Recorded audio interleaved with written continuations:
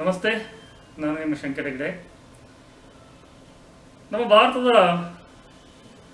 ಸದ್ಯದ ಪ್ರಧಾನಿ ಶ್ರೀ ನರೇಂದ್ರ ಮೋದಿ ಅವರು ಮತ್ತೆ 2019 ಲೋಕಸಭೆ ಚುನಾವಣೆಯ ನಂತರ ಪ್ರಧಾನಿ ಆಗ್ತಾರಾ ಅಂತ ಹೇಳುವುದು ಈಗ ಎಲ್ಲರಿಗೂ ದೊಡ್ಡ ಪ್ರಶ್ನೆಯಾಗಿದೆ.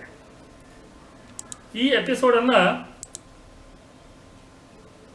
ನಾನು ಪಾರ್ಟ್ 1 ಅಂತ ನಮೂದಿಸ್ತಾ ಇದ್ದೇನೆ. ಯಾಕಂದರೆ ಇದು ಒಂಥರ ಸೀರಿಯಲ್ ಥರ ಹೋಗುತ್ತೆ. ಇದು ಇವತ್ತು ಪ್ರಾರಂಭ ಅಷ್ಟೆ. ಒಬ್ಬ ಜ್ಯೋತಿಷಿಯಾಗಿ ಶಂಕರ ಹೆಗ್ಡೆ ಏನು ಹೇಳ್ತಾರೆ ಅಂತ ಭಾಳ ಜನ ಕಾಯ್ತಾ ಇದ್ದಾರೆ. ವಿಶೇಷವಾಗಿ ನನ್ನ ಚಾನಲಿನ ಸಬ್ಸ್ಕ್ರೈಬರ್ಸ್ ಅಂತ ನೀವೆಲ್ಲ ಕಾಯ್ತಾ ಇದ್ದೀರಿ. ಮೋದಿಯವರು ಮತ್ತೆ ಪ್ರಧಾನಿ ಆಗ್ತಾರೆ ಇಲ್ವ ಅಂತ ಹೇಳೋ ಕುತೂಹಲ ನಿಮ್ಮಂತೆ ನನಗೂ ಇದೆ. ನಾನು ಒಂದು ಮುಖ್ಯವಾದಂಥ ಪ್ರಿಡಿಕ್ಷನ್ನಿಂದ ಇವತ್ತು ಇದನ್ನು ಪ್ರಾರಂಭಿಸ್ತಾ ಇದ್ದೇನೆ. ಮೊದಲನೇದಾಗಿ ಹೇಳ್ತೇನೆ, ಇವತ್ತು ನಾನು ಹೇಳ್ತಾ ಇರುವಂಥದ್ದು ನನ್ನ ಪ್ರಿಡಿಕ್ಷನ್ ಅಲ್ಲ, ಶುದ್ಧ ಜ್ಯೋತಿಷದ ಪ್ರಿಡಿಕ್ಷನ್ ಅಲ್ಲ. ಸಿದ್ಧ ಪುರುಷರೊಬ್ಬರು ಹೇಳುವಂಥ ಒಂದು ಫಲವನ್ನು ನಾನು ಹೇಳ್ತಾ ಇದ್ದೇನೆ. ಯಾರನ್ನು ನೋಯಿಸೋದಾಗಲಿ ಅಥವಾ ಬೇಜಾರು ಮಾಡೋದಾಗಲಿ ನನ್ನ ಉದ್ದೇಶ ಅಲ್ಲ. ಇವರು ಹೀಗೆ ಹೇಳಿದ್ದಾರೆ, ಅದನ್ನು ಹೇಳ್ತಾ ಇದ್ದೇನೆ ಅಂತ. ಆ ಸಿದ್ಧ ಪುರುಷರು ಬೆಂಗಳೂರಿನ ಅತ್ಯಂತ ಪ್ರಸಿದ್ಧ ದೇವಿಯ ದೇವಸ್ಥಾನದ ಹಿಂಭಾಗದಲ್ಲಿ ಇರ್ತಾರೆ. ಅವರ ಹೆಸರನ್ನು ನಮ್ಮ ಕನ್ನಡದ ಖ್ಯಾತ ಲೇಖಕರಾದಂತಹ ಶ್ರೀ ರವಿ ಬೆಳಗೆರೆಯವರು ತಮ್ಮ ಒಂದು ಮಾಟ ಮಂತ್ರಕ್ಕೆ ಸಂಬಂಧಿಸಿದಂಥ ಪುಸ್ತಕದಲ್ಲಿ ಹೇಳಿದ್ದಾರೆ. ಅವರ ಎಕ್ಸ್ಪೀರಿಯನ್ಸನ್ನು ಅದರಲ್ಲಿ ಹಾಕಿದ್ದಾರೆ. ನಾನು ಅವ್ರ ಹೆಸರು ಹೇಳಲಿಕ್ಕೆ ಹೋಗಲ್ಲ, ಯಾಕಂದರೆ ಅದಕ್ಕೆ ನನಗೆ ಅನುಮತಿ ಇಲ್ಲ. ಅವ್ರದ್ದು ಹೇಗೆ ಅಂದರೆ, ಫಲ ಹೇಳುವ ಸ್ಟೈಲ್ ಹೇಗೆ ಅಂದರೆ, ಅವರೊಂದು ಪ್ಯಾಡ್ ಇಟ್ಕೊಳ್ತಾರೆ, ಅದರ ಒಂದಿಷ್ಟು ಪೇಪರ್ಸ್ ಇರ್ತವೆ, ಪ್ಲೇನ್ ಪೇಪರ್ಸು. ಒಂದು ಪೆನ್ ತೊಗೊಂಡು ಮೊದಲೇ ಒಂದಿಷ್ಟು ಬರೀತಾರೆ. ನಾವು ಹೋಗ್ತಾ ಇದ್ದಂಗೆ ಒಂದಿಷ್ಟು ಬರೀತಾರೆ. ಕೆಲವೊಂದೆಲ್ಲ ಕರೆಕ್ಟಾಗಿ ಒಂದು ಪಾಸ್ಟ್ ಪ್ರೆಸೆಂಟ್ ಅಂತ ಅಮೇಝಿಂಗ್, ಅಂದರೆ ಅದು ಯಪ್ಪ ಈ ಥರನೂ ಹೇಳೋಕ್ಕಾಗತ್ತೆ ಹೇಳುವಂಥ ಇದರಲ್ಲಿ ಬರೀತಾರೆ ಅವರು. ಅವರ ಹಿಂದಿನವರು ಪೂರ್ವಜರು ಮೈಸೂರು ಮಹಾರಾಜರ ಆಸ್ಥಾನದಲ್ಲಿ ಜ್ಯೋತಿಷಿಗಳಾಗಿದ್ದರಂತೆ. ಅವರಿಂದ ಇವರಿಗೆ ವಿದ್ಯೆ ಬಂದಿದೆ. ಇದು ಕರ್ಣಪಿಶಾಚಿ ಅಂತ ನಾನು ಹೇಳಲಿಕ್ಕೆ ಸಾಧ್ಯ ಇಲ್ಲ, ಯಾಕಂದ್ರೆ ಸ್ವಲ್ಪ ಕರ್ಣಪಿಶಾಚಿ ಏನು ಹೇಳುತ್ತೋ ಅದಕ್ಕಿಂತಲೂ ಸ್ವಲ್ಪ ಅದ್ಭುತವಾಗಿ ಹೇಳ್ತಾರೆ ಅವರು. ಯಕ್ಷಿ ಇರ್ಬೋದಾ ಅಂತ ನನಗೆ ಡೌಟು ನಗ್ತಾರೆ. ನಾನು ಕೇಳಿದ್ರೆ ಏನೋ ಒಂದು ಸಿದ್ಧಿ ಮಾಡ್ಕೊಂಡಿದ್ದಾರೆ. ಈ ದೇವರಿಲ್ಲ, ಎಲ್ಲ ಸುಳ್ಳು, ಈ ಥರ ಏನೋ ಒಂದು ಅತಿಮಾನುಷ ಶಕ್ತಿ ಇರಲ್ಲ ಅಂತ ಹೇಳೋರೆಲ್ಲ ಖಂಡಿತ ಅವರನ್ನು ವಿಸಿಟ್ ಮಾಡ್ಬೋದು. ಬಟ್ ಅವ್ರನ್ನ ಹಿಡಿಯೋದೇ ದೊಡ್ಡ ಕಷ್ಟ. ನಾವು ಒಂದು 20 ಸಲ ಹೋದರೆ ಒಂದು ಸಲ ಸಿಕ್ಕಿದ್ರು ದೊಡ್ಡದು. ನನ್ನ ಡ್ರೈವರ್ ಅಂತೂ ಅವ್ರ ಮನೆಗೆ ಹೋಗೋಣ ಅಂದ ತಕ್ಷಣ ಮಕ್ಕಳು ಹಿಂಗೆ ಅಂತಾರೆ. ಯಾಕಂದರೆ ನಾವು 10 ಸಲ ಹೋದರೆ ಒಂದು ಸಲ ಸಿಗ್ತಾರೆ ಅವರು. ಯಾಕೋ ನನ್ನ ಬಗ್ಗೆ ಸ್ವಲ್ಪ ವಿಶೇಷ ಒಲವಿದೆ ಅವರು. ನಾನು ಹೋದರೆ ಬಾಕಿಯವರಿಗೆಲ್ಲ 5 ನಿಮಿಷ 10 ನಿಮಿಷ ಮುಗಿಸ್ಬಿಡ್ತಾರೆ. ನಾನು ಹೋದರೆ ಅರ್ಧ ಗಂಟೆ 1 ತಾಸು ಸ್ಪೇರ್ ಮಾಡ್ತಾರೆ ಸಿಕ್ಕಿದ್ರೆ. ಕೆಲವೊಂದು ಸಲ ಬರೋಕೆ ಹೇಳ್ತಾರೆ, ಅವ್ರು ಇರೋದೇ ಇಲ್ಲ, ಮತ್ತೆಲ್ಲೋ ಯಾರೋ ಕರ್ಕೊಂಡು ಹೋಗ್ಬಿಡ್ತಾರೆ. ಹೀಗೆಲ್ಲ ಆಗುತ್ತೆ. ಮತ್ತು ಅವರು ರಾಜಕಾರಣಿಗಳನ್ನು ಸ್ವಲ್ಪ ದೂರ ಇಡ್ತಾರೆ. ಒಂದ್ಸಲ ನಾನಿದ್ದಾಗಲೇ ದೊಡ್ಡ ರಾಜಕಾರಣಿಗಳು, ಬಹಳ ದೊಡ್ಡ ರಾಜಕಾರಣಿಗಳು, ಕುಟುಂಬದ ನಮ್ಮ ಇಂಡಿಯಾದಲ್ಲೇ ದೊಡ್ಡ ರಾಜಕಾರಣಿ ಅಂತ ಹೇಳ್ಬೋದು, ನಮ್ಮ ಕರ್ನಾಟಕದವರೇ, ಇಂಡಿಯಾ ಲೆವೆಲ್ಲಿ ಬೆಳೆದಂಥವ್ರು, ಅವರ ಮನೆಯವರು ಬಂದ್ರೂ ಸ್ವಲ್ಪ ಒಳಗಡೆ ಇದ್ದೇನೆ ಇಲ್ಲ ಅಂತ ಹೇಳಿಸ್ಬಿಟ್ರು. ನಾನಿದ್ದೆ ಆಗ, ಹೆಗ್ದವರಿದ್ದಾರೆ ನಾಳೆ ಬರೋಕ್ಕೆ ಹೇಳಿ ಅಂತ ಹೇಳಿಬಿಟ್ರು. ಅವರು ಹೇಳ್ತಾರೆ ಹೇಗೆ ಅಂತಂದರೆ, ನಿಮ್ಮ ವಯಸ್ಸು ಇಷ್ಟು ಅಂತ ಬರೀತಾರೆ. ನನ್ನ ಡೇಟ್ ಆಫ್ ಬರ್ತೆ ಬರೆದಿದ್ರು ಅವರು, ಕರೆಕ್ಟಾಗಿತ್ತು. ಆಮೇಲೆ ನಿಮ್ಮ ತಾಯಿ ಏಜ್ ಇಷ್ಟು, ತಂದೆ ಏಜ್ ಇಷ್ಟು, ನೀವು ಹುಡುಗರು ಎಷ್ಟು ಜನ ಇದ್ದೀರಾ, ನಿಮ್ಮ ಮನೆ ಸ್ಕೆಚ್ ಹೇಗಿದೆ, ಅದೆಲ್ಲ ಬರೀತಾರೆ ಅವರು. ಒಂದಾದ್ಮೇಲೆ ಒಂದು ಬರಿತಾ ಹೋಗ್ತಾರೆ. ಒಂದು ಕೆಲವೊಂದು ಸಲ 2-3 ಒಟ್ಟಿಗೆ ಬರೀತಾರೆ. ಕೇಳ್ತಾರೆ ನಮ್ಮ ಹತ್ರ. ನಾವು ಹೇಳಿದ ಆದಮೇಲೆ ನೋಡಿ ಹೀಗೆ ಇದೆಯಲ್ವಾ, ನಾನು ಬರೆದಿಟ್ಟಿದ್ದೀನಲ್ವಾ ಅಂತ ತೋರಿಸ್ತಾರೆ. ನಾನು ಒಂದ್ಸಲ ಸ್ವಲ್ಪ ಟೈಟ್ ಮಾಡೋಣ ಅಂತ ಕೆಲವೊಂದು ಪ್ರಶ್ನೆಗಳನ್ನು ಅವ್ರಿಗೆ ಕೇಳಿದೆ. ಬಟ್ ಅದನ್ನೆಲ್ಲ ಅವ್ರು ಮೊದಲೇ ಬರೆದಿರ್ತೀವಿ, ನೀವು ಇಂಥದೇ ಪ್ರಶ್ನೆಗಳನ್ನು ಕೇಳ್ತೀಯ ಅಂತ.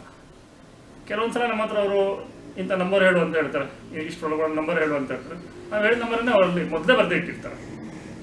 10ರೊಳಗಡೆ ಒಂದು ನಂಬರ್ ಹೇಳಿದ್ರೆ ನಾವು 3 ಅಂದರೆ ಅಲ್ಲಿ 3 ಇರುತ್ತೆ. 50ರೊಳಗಡೆ ಒಂದು ನಂಬರ್ ಹೇಳು, ನಾವು 32 ಹೇಳಿದ್ರೆ ಅಲ್ಲಿ 32 ಮೊದಲೇ ಬರೆದಿರ್ತಾರೆ ಅವರು.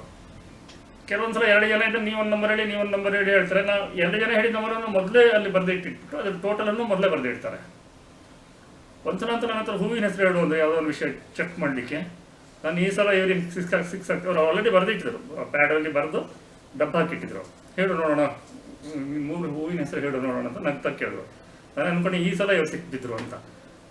ಕಷ್ಟದಲ್ಲಿ ಕಷ್ಟವಾದಂಥ ಹೂವಿನ ಹೆಸರುಗಳನ್ನು ಹೇಳಬೇಕು ಅಂತ ನಾನು ಏನು ಮಾಡಿದೆ, ಯೋಚನೆ ಮಾಡಿ ಹೇಳಿದ್ದೀನಿ. ಮೊದಲೇ ನಾನು ಅಂದರೆ ಮನಸ್ಸಲ್ಲಿ ಇದನ್ನು ಅವ್ರು ಬರೀತಾರೆ ಅಂತ ಮೈಂಡ್ ರೀಡಿಂಗ್ ಅಂತ ಅದು ಅಲ್ಲ, ತುಂಬೆ ಹೂವು ಅಂದೆ. ಸ್ವಲ್ಪ ವಿಚಾರ ಮಾಡಿ ಕರವೀರ ಅಂದೆ. 3ನೇ ಹೂವಿನ ಹೆಸರು ಕಣಗಲೆ ಅಂತಂದೆ. ಅದರಲ್ಲಿ ಮೋಸ್ಟ್ಲಿ ಒಂದು ಹೂವು ಈ ಬೆಂಗಳೂರು ಪ್ರಾಂತದಲ್ಲಿ ಬೆಳೆಯೋದಿಲ್ಲ, ಅವ್ರು ಅದನ್ನು ನೋಡಿರ್ಲಿಕ್ಕೂ ಸಾಧ್ಯ ಇಲ್ಲ ಅಂತ ಹೂ. ಆಮೇಲೆ ಕೇಳಿದ್ರು ಅವರು, ಕರವೀರದಲ್ಲಿ ದೊಡ್ಡ ಖಾನ ಸಣ್ಣ ಖಾನ ಅಂತ ಕೇಳಿದ್ರೆ ಸಣ್ಣ ಖಾನ್ ಅಂತಂದೆ. ಪ್ಯಾಡ್ ತೆಗೆದು ತೋರಿಸಿದ್ರು, ಪಕ್ಕಾ 3 ಹೆಸರನ್ನು ಬರೆದಿಟ್ಟಿದ್ರು. ಮತ್ತೊಂದ್ಸಲ ಟೆಸ್ಟ್ ಮಾಡುವಾಗ ನಾನು ನೈದಿಲೆ ಅಂತ ಹೇಳಿದ್ದೆ ಹೂವಿನ ಹೆಸರು, ಅದನ್ನು ಮೊದಲೇ ಬರೆದಿಟ್ಟಿದ್ರು. ಹೋದ ಇಲೆಕ್ಷನಲ್ಲಿ, ಕರ್ನಾಟಕದ ಅಸೆಂಬ್ಲಿ ಇಲೆಕ್ಷನ್ನಲ್ಲಿ ಅವರ ಪ್ರಿಡಿಕ್ಷನ್ ಎಷ್ಟು ಅಕ್ಯುರೇಟ್ ಆಗಿತ್ತು. ನಾನು ಅದನ್ನು ವೇಟ್ ಮಾಡಬೇಕು ಅಂತಲೇ ಯಾವ ಟಿವಿಯಲ್ಲಿ ಕೇಳಿದ್ರು ಏನೂ ಹೇಳಲಿಕ್ಕೆ ಹೋಗಿಲ್ಲ. ಎಷ್ಟು ಸ್ಪಷ್ಟವಾಗಿ ಬರೆದಿಟ್ಟಿದ್ರು, ಯಡಿಯೂರಪ್ಪನವರು 3 ದಿವಸದ ಮುಖ್ಯಮಂತ್ರಿ, ಮತ್ತೆ ಸಮ್ಮಿಶ್ರ ಸರ್ಕಾರ ಬರುತ್ತೆ ಅಂತ, ಕುಮಾರಸ್ವಾಮಿ ಅವರು ಮುಖ್ಯಮಂತ್ರಿ ಆಗ್ತಾರೆ ಅಂತ ಬರೆದಿಟ್ಟಿದ್ರು.